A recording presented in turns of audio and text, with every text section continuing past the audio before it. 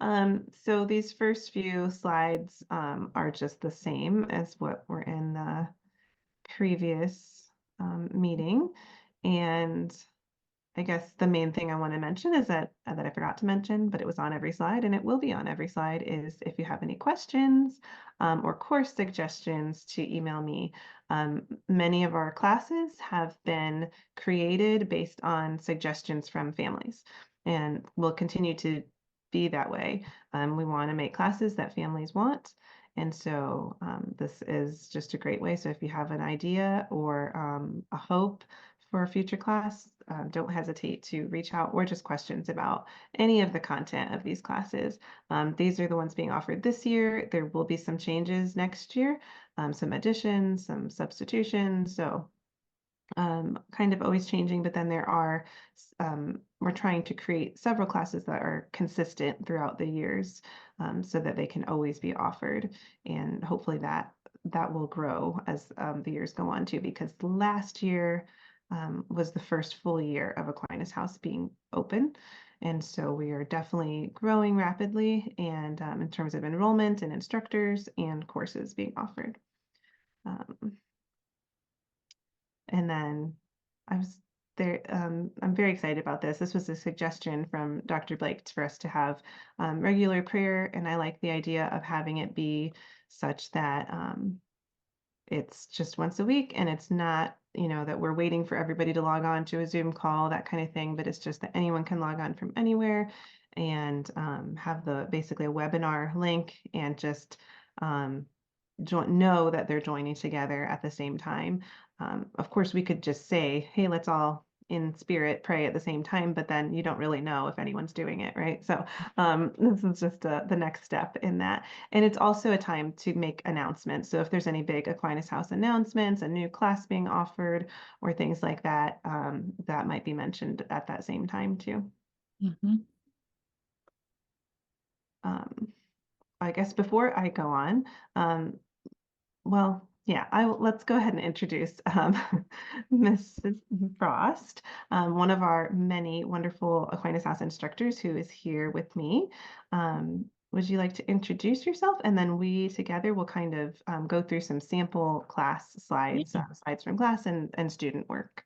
Yeah, sure. Well, I appreciate hearing more of your background. If you've told me, I forget. We don't always get to talk with all the instructors all the time. So I appreciated my son's going to a Steubenville conference this summer. So I'm really excited. He's actually going out to Franciscan. So that was Oh, cool to hear. awesome.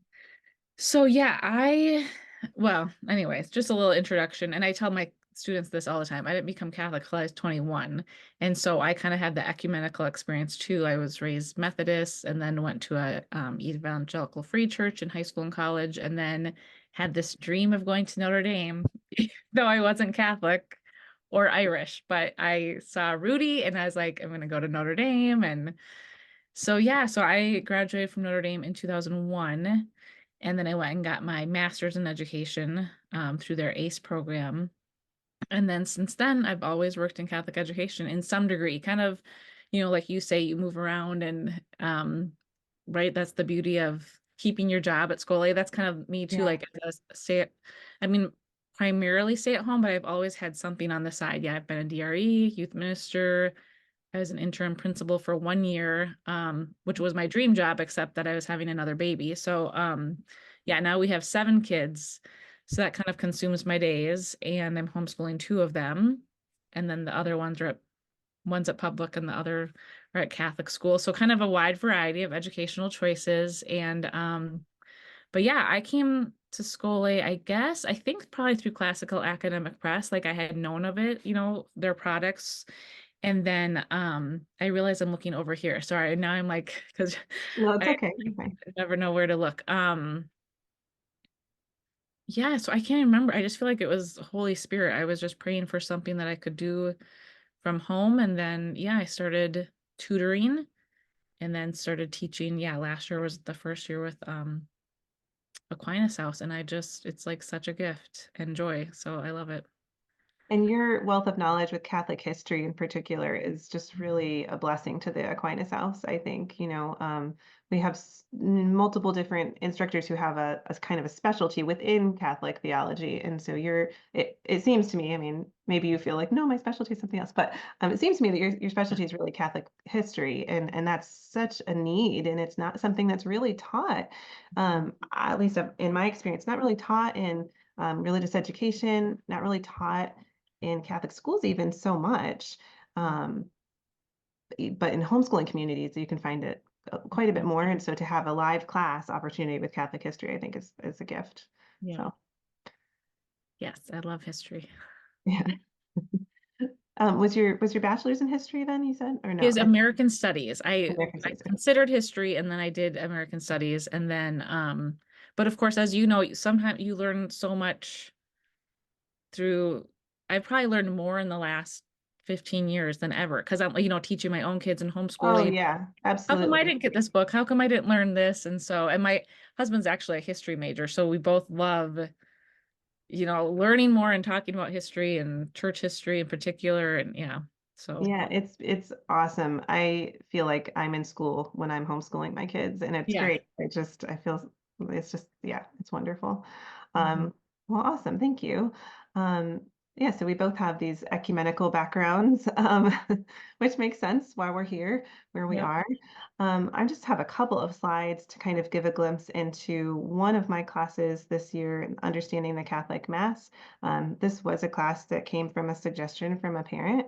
And I thought, that is a great idea because it's something kind of so simple, but yet again, it's not really something that's taught in private schools or in religious education so much. And so I wanted it to be a year-long course, and it'll be offered next year again as a year-long course so that we can really try to follow the liturgical year as much as possible and draw out those distinctions. We're joking around, we keep talking about traditions that we have, Advent traditions and so on. And last week I asked, does anybody have any ordinary time traditions? And of course, the crowd was silent. But it's fun. It's really fun to share all of those in that class. And one thing we've been doing, we've been learning just a little bit of Latin in this class, ecclesiastical Latin, so that we can do things like read Latin inside of the churches.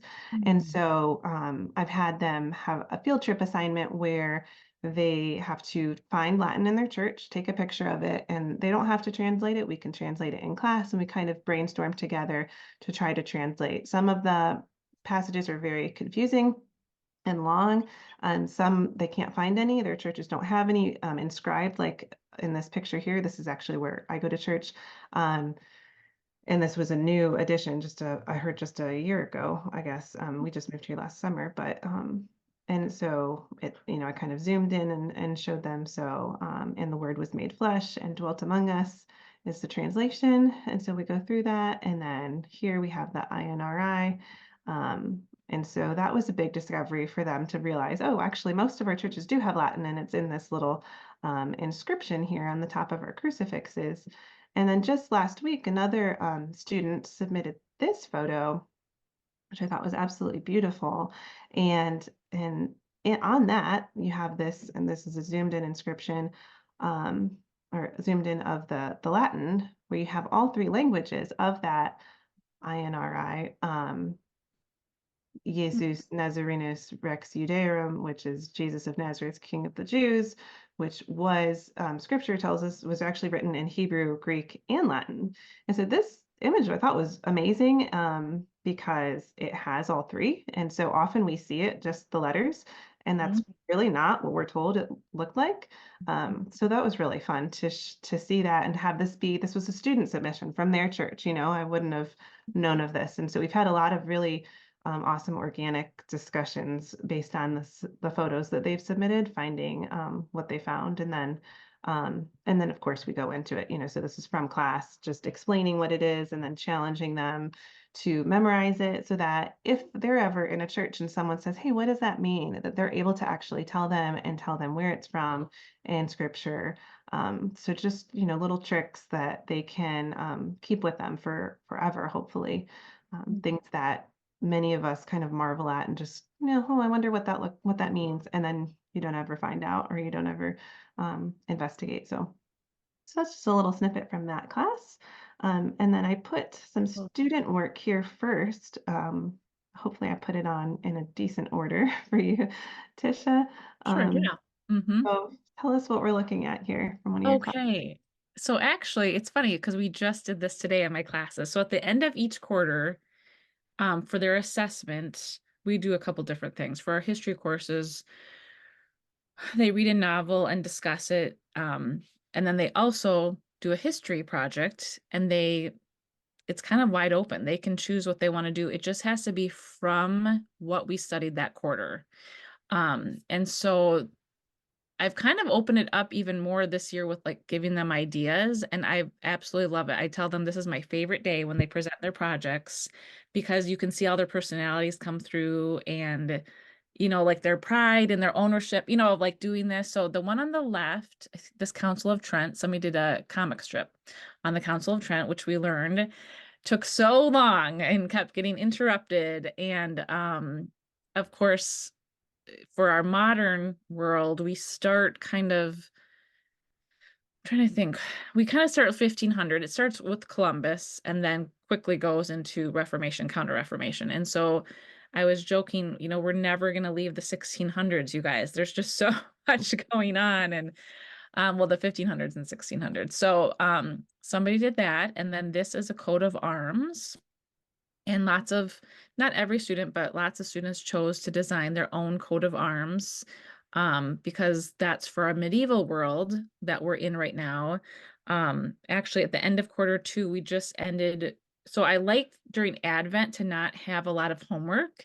And so Mm. instead, we read like all our chapters aloud and talked about a lot of medieval life. And of course, we all love to look at all the coat of arms and the different symbols. And so this was one student submission.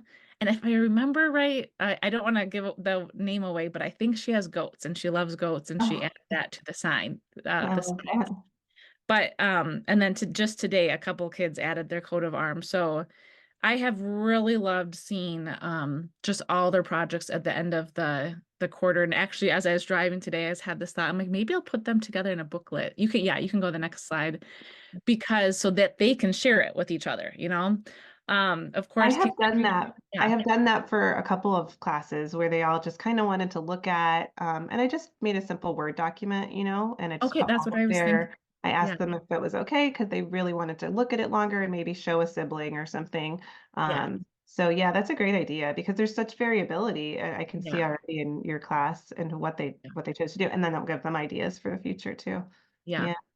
So this is a little, dramatic with the King Henry VIII, but one point I want to show is we opened it to poetry and people, this last quarter, the poems that they came up with it was amazing. But now this is a student, that wouldn't be his natural thing, but I can't remember what this is, a nonette he learned. And Mm. it's like one, and then I think he was teaching me about it.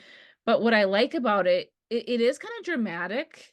He put all the red, but we were just saying it was a dramatic story because like King Henry VIII started so good. He was so faithful and prayerful, and then all of a sudden he's like killing his advisors and priests. And we were saying, what a story of humanity. Do you know what I mean? Like how like just that how his heart got so twisted and turned. And so it was a dramatic, but we were saying what it was such a dramatic story to learn about, like how humans can turn on each other and things like that. So, but the poetry, I want to show more poems because people did an excellent job this last quarter.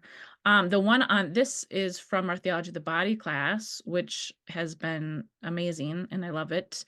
And I debated whether or not to open that up to artwork or if we should just stick to writing an essay at the end of the quarter. But I did open it up, and so some students submitted artwork. Our first quarter was all about God's original plan, and at the very end of quarter one, it was the fall. And so now we're in, okay, how do we live after the fall?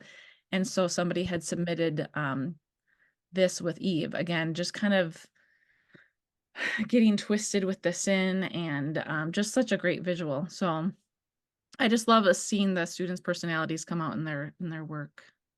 And then Yeah, I like what's Yeah. I like how you mentioned, that they're teaching you also within the classes, and that does happen a lot. Well, they'll bring up something that they're learning in a different class or at home, and then they share that with the class. And Yeah. so all of the students are getting so much more, and the instructors are getting so much more than we realized that we would. Hmm. Yeah. So this is another poem for a theology of the body. And then this is from our medieval world. So this was new for this year. I made a timeline. It's hard to pick, but I tried to pick just 20 events. That's it. Not, 45 events, just 20 events that we're going to try to learn.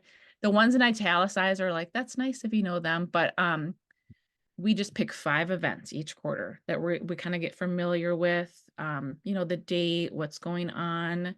Actually, today we just played a timeline game with images from these different things. Like, can you remember? Could you be able to explain this to somebody? So that's a goal of mine that I set for me this year, is to work a little bit more on timeline and make it, how do you learn a timeline without just giving up? Because we said, history is like so many details, and then you're like, I can't remember them all. So we're just picking 5 each quarter. Yeah. That's great. That's really smart.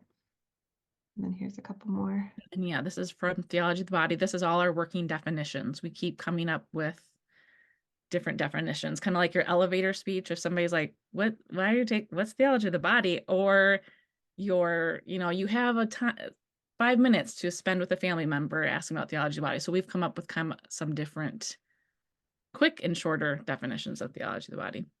And then Yeah. St. Thomas Aquinas is kind of our patron saint of our medieval course.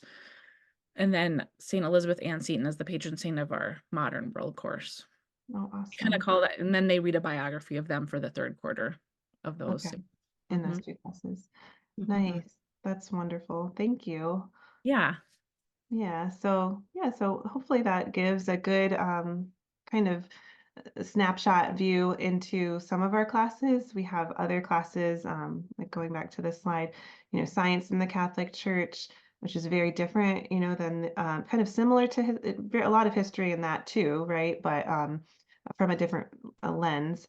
And then Marian art and the common Catholic liturgical common arts are more, art expressive, and those are once a week classes, as well as mine and the theology of the body. So some are twice a week, some are once a week. Next year, we'll have some more variety with semester long classes versus year long versus once a week, twice a week, once a month. We'll kind of have a whole nice array of options for people, because I know that some families really want something more regular, more consistent. Some want just once a week or once a month is plenty, and that's all they want or all they have time for. So we're trying to offer a mix of time frames too. So Yeah. yeah, I believe we're even dipping into a few Saturday options this Yeah. year. We'll So see. exciting. Yeah. Yeah. Ladies, it was lovely. Thank you for what you shared. I'm so excited about what our Aquinas House has to offer. Thank you for sharing. thank you. Yeah, it was great. So All right. right. Well, thanks. I'll talk.